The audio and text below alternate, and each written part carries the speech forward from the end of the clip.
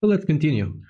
We have fixed our project and all the scripts that we wanted on our shelf, and now we are ready to actually start connecting geometry to XGen in order to spawn some hairs and start working on them.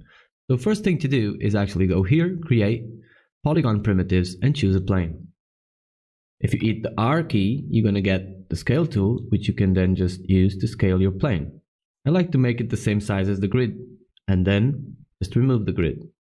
Okay. If I make it face forward, and if I right click here, hold the right mouse button and just choose vertex, that will bring me into the vertex mode here. Okay. If I select all these vertices here and hit Control and backshift at the same time, it's going to delete all the interior ones, and then I can just select these here, click delete, select these, click delete, select these, click delete. And now we just have 4 vertices and a single plane, which is basically going to be our low poly plane later on. Now we can bring our air plan into the scene. So if we right click this object here and we go to assign favorite material, we can choose like a Lambert.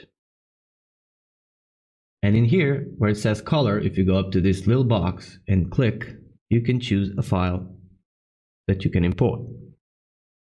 Go into this folder here, go wherever you saved your hair plan, just click the air plan and click open. You'll see that nothing shows up until you actually press 6 on your keyboard. And now your plan is here. Now we're going to create ramps for the hairs to actually come from. Okay, if we go back to object mode by right clicking and just dragging your mouse into object there, you can select this, click W, and holding shift and dragging, you'll make a copy of this specific plane. Now you can use the scale tool to make this smaller, move it across, zoom in closer, click E to rotate, put it more or less straight. You can find the rotation here. If you want to make it really straight, you can just click 90 and it will be really straight. And then you can move it up closer to our plane over here.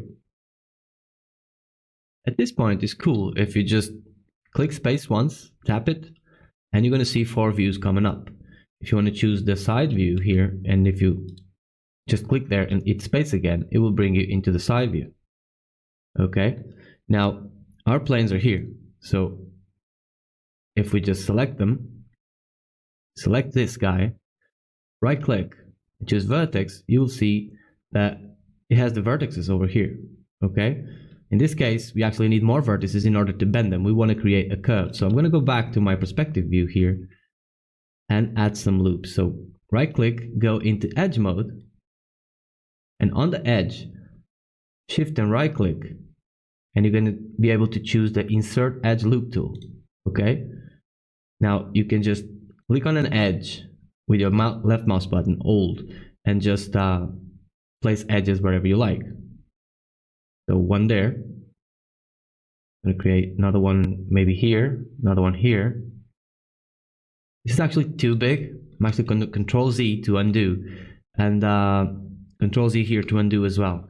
I'm going to scale it, and going back into object mode, I'm going to scale this thing altogether. The thickness, the height of this should be more or less the thickness of these things here. Okay, the raws that you're going to have. So let's just do that for now. Bring it down. Again, right click, go into edge mode, and then again shift right click to go into insert edge tool and just add some edges in there.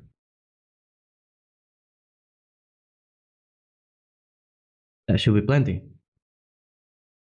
Now that we actually have this at the correct height that we want, we can actually tap space, go back here, tap space, and then right click, go into vertex mode. Okay, if you go into select mode here, you can actually select vertices now individually and just start moving them around. If you click W, you're going to be able to move them across, and you can make a curve.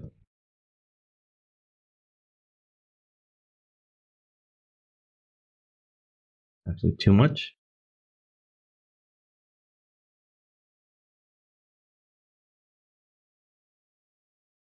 This ramp will serve so that the hairs are not born all at the same height, and you're going to have a bit of variation on the roots.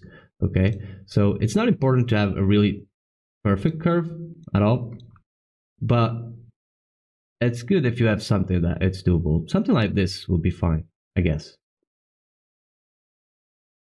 Now we can go back into our perspective view by just tapping space again, right clicking, going back into object mode, and clicking R to go to the scale. We can just scale it down, and I'm actually going to give it a different material so we don't have that texture there. So we're going to right click, assign favorite material. Lambert is fine. So once that's done, let's just bring it down, drag it over, and we want this to be more or less this size. That's fine. And then we're just going to shift drag, over to the side, and we have that one. And again, and we can make some a bit thinner. Shift drag. You can cycle through the controls in R, E, and W, of course, and you can cycle them through here as well. I'm just using my shortcuts for now. So keep going. Make sure you leave a bit of room between them, okay? And then over here, this one would be a larger one. Just fine. Okay, once all that is done, you can select all of them actually and just copy them forward over here.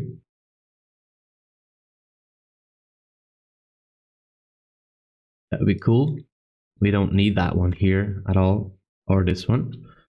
And in here, they're a bit different, so let's just do that. If your gizmo is away, you can Alt D to bring it whatever you want, okay? Actually, I selected that thing as well, so let me just select this. Put it there. Your gizmo shouldn't be away. That's why my gizmo was away. I had the plane selected as well. We can avoid that very easily. I will explain to you in a moment how to create a layer and to just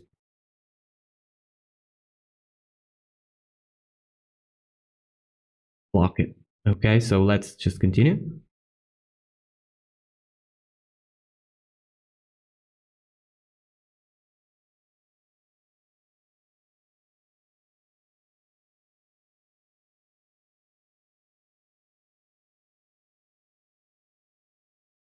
All right, so I think we have all the curves that we need now, and we can start assigning them to our XGen. But it's important that we just delete all history so that all the transforms that we've did of dragging and scaling and all that don't interfere with the air creation, okay? So let's go to select and select everything here and just go to file or edit, delete all by type history.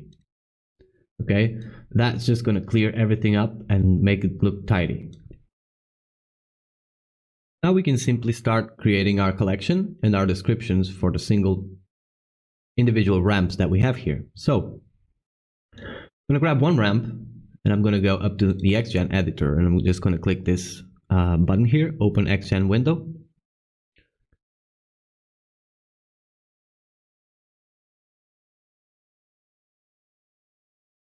Which should bring the window. Taking a bit. There we go. And then create new description. Create new collection name. I'm going to call this one tutorial. You can call it whatever you like, depending on the asset you're creating. I advise you to create an asset close to what I'm doing so that you take full advantage of the course. But if you want to create your own hairstyle of something that you've been wanting to do for a long time, just go ahead and probably name it the name of the character. New description name. I'm going to call this the first description. It's going to be the top one on my right. So I'm going to call it just regular, because it's a regular chunk for me. That's how I see it. Regular. I'm going to call it 01. Okay. And then again, I'm going to be placing and shaping guys and creating OK.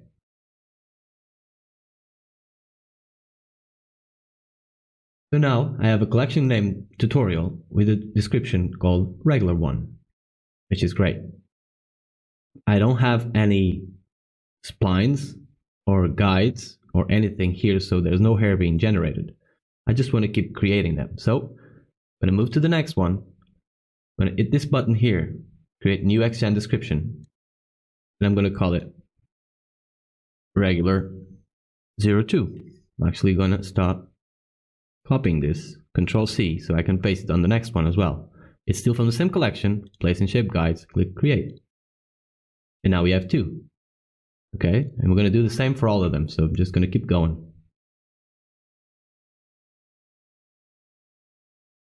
03, place and shape guides, create. Number 4, place and shape guides, create. Number 5, place and shape guides, create. 6,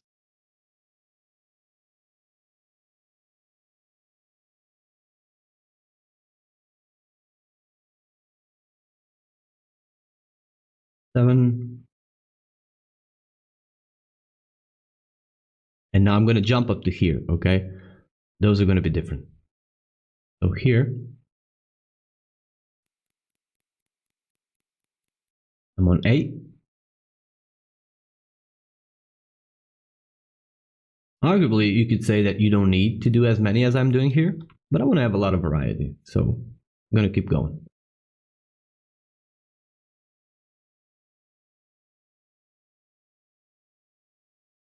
Now we start with the 10s. So actually this is going to appear first, which is crazy. So I'm going to just do 0, 10 so that it appears at the 10th spot. Okay, so I'm going to copy this now, place and shaping guides, create. Here again, 11,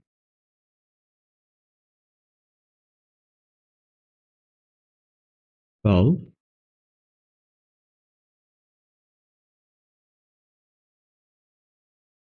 13,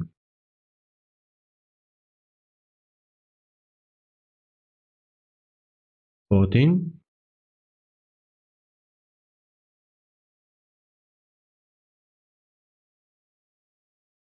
15,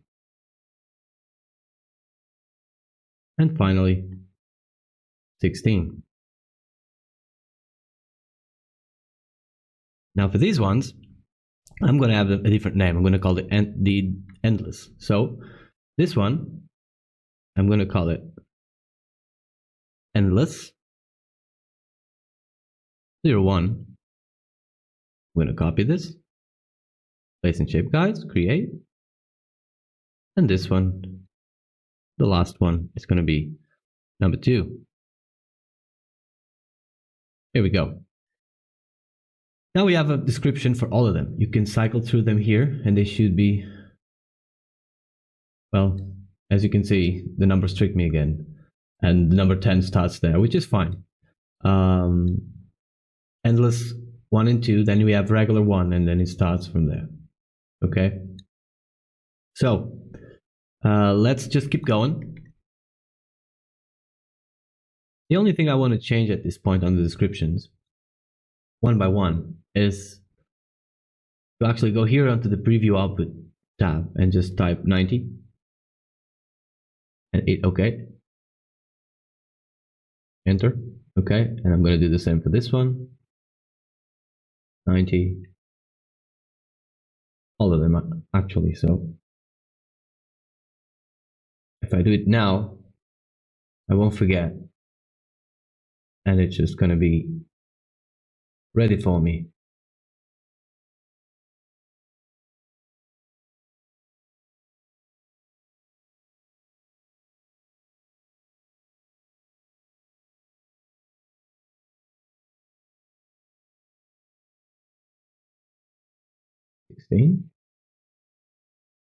Go. Now we're back at this one. If you wanted to have it in a correct order, because this is alphabetic order, you should probably do A, B, C, D, E, F, G. Just do the alphabet. It's just easier with numbers than with numbers because you're gonna happen what happens to me here. And I'd rather just have them all in a sequence, but it's the same thing, really. Doesn't bother me. Not gonna bother redoing this because it really is just a small detail. So all of them now are at 90, and we are pretty good to go to start and drawing some curves here that will serve as guides for us.